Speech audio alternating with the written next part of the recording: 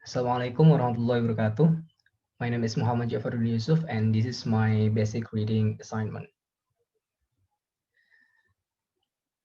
Today, we tell a traditional American story called A Tall Tale. A Tall Tale is a story about a person who is larger than life. The descriptions in the story are exaggerated, much greater than in real life. This makes the story funny. Long ago, the people who settled in undeveloped areas in America first told tall tales. After a hard day's work, people gathered to tell each other funny stories. Each group of workers had its own tall tale hero. Paul Bunyan was a hero of North America's lumberjacks, the workers who cut down trees. He was known for his strength, speed, and skill. Tradition says he cleared forests from the northeastern United States to the Pacific Ocean.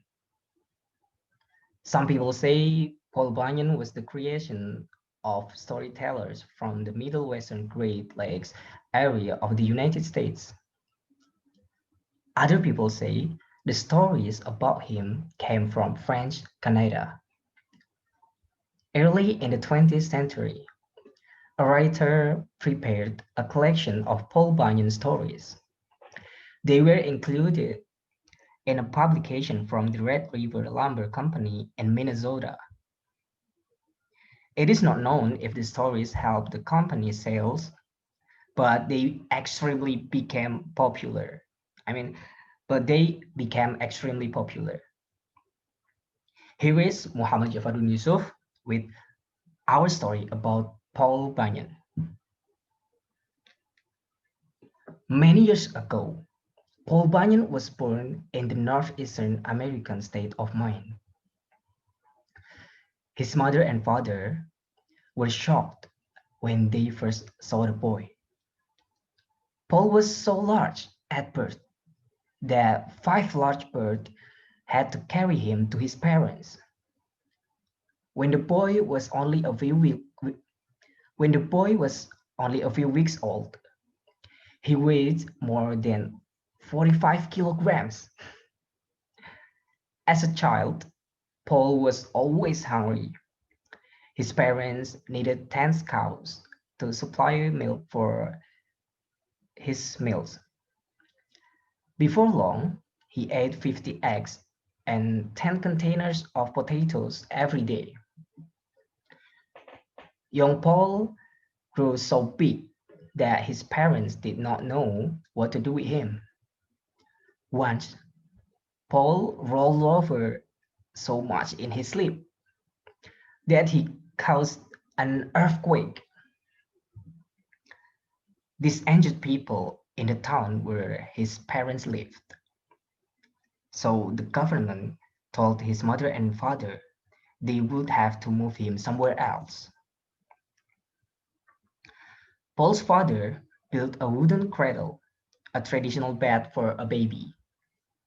His parents put the cradle in waters along the coast of Maine. However, every time Paul rolled over, huge waves covered all the coastal towns. So his parents brought their son back on land. They took him into the woods. This is where he grew up. As a boy, Paul helped his father cut down trees. Paul had the strength of many men. He also was extremely fast. He could turn off a light, then jump into his bed before the room got dark. Maine is very cold for much of the year. One day, it started to snow. The snow covered Paul's home and a nearby forest. However, the snow was very unusual. It was blue. The blue snow kept falling until the forest was covered. Paul put on his snowshoes and went out to see the unusual sight. As he walked, Paul discovered an animal stuck in the snow. It was a baby ox. Paul decided to take the ox home with him. He put the animal near the fireplace. Near the fireplace. After the ox got warmer, his hair remained blue.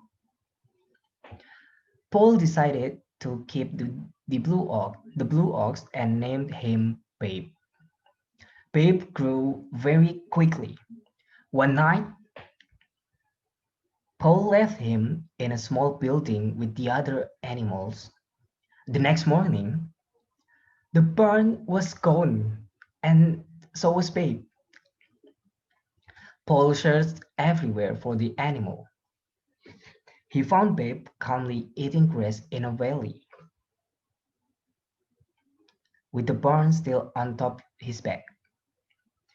Babe followed Paul and grew larger every day. Every time Paul looked, Babe seemed to grow taller. In those days, much of North America was filled with thick, green forests. Paul Bunyan could clear large wooded areas with a single stroke of his large, sharp axe. Paul though Babe to help his work. Babe was very useful. For example, Paul had trouble removing trees along a road that was not straight. He decided to tie one end of the road to what remained of the tree in the ground. Paul tied the other end to Babe. Babe dug his feet in the ground and pulled with all his strength until the road became straight.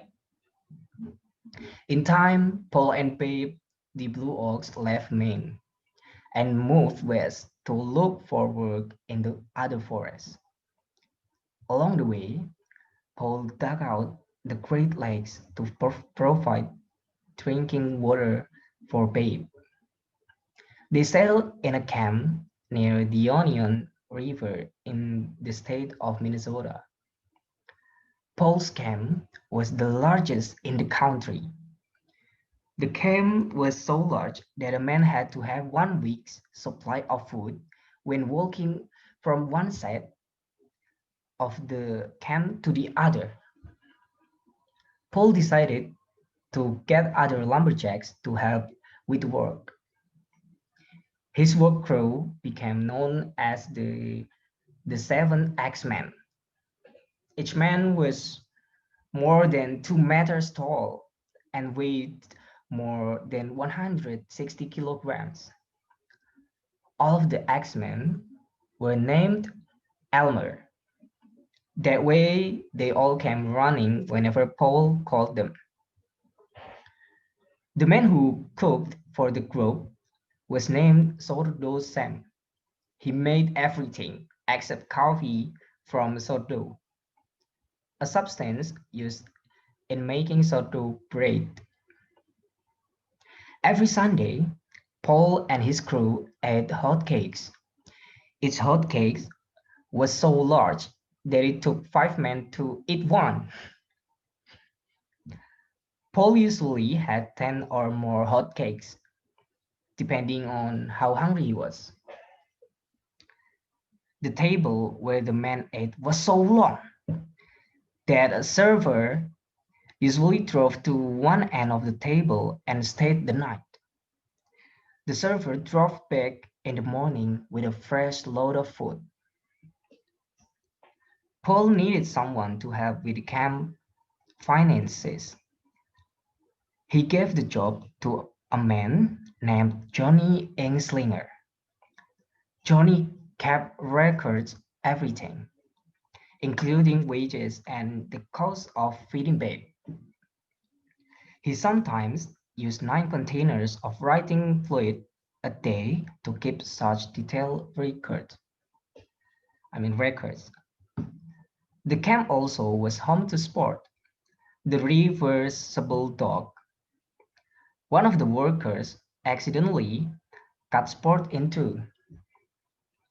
The man hurried to put the duck back together, but made a mistake. He bent the animals back the wrong way. However, that was not a problem for Sport. He learned to run on his front legs until he was tired. Then he turned the other way and ran on his back legs. Big mosquitoes were a problem at the camp. The men attacked the insects with their axes and long sticks.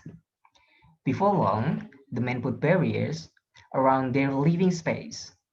Then Paul ordered them to get big bees to destroy the mosquitoes. But the bees married the mosquitoes, and the problem got worse. They began to produce young insects. One day, the insects' love of sweet caused them to attack a ship that was bringing sugar to the camp. At last, the mosquitoes and bees were defeated. They ate so much sugar they could not move.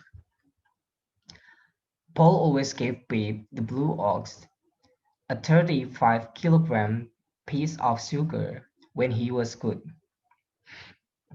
But sometimes Babe liked to play tricks. At night, Babe would make noises and hit the ground with his feet. The men at the camp would run out of the building where they slept, thinking it was an earthquake. When winter came, Babe had trouble finding enough food to eat. Snow covered everything. Owl, the blacksmith, solved the problem. He made huge green sunglasses for Babe. When Babe wore the sunglasses, he thought the snow was grass. Before long, Babe was strong and healthy again. Healthy again. One year, Paul's camp was especially cold. It was so cold that the men let their facial hair grow very long. When the men spoke, their words froze in the air. Everything they said remained frozen all winter long and did not melt until spring. Paul Bunyan and Babe left their mark on many areas.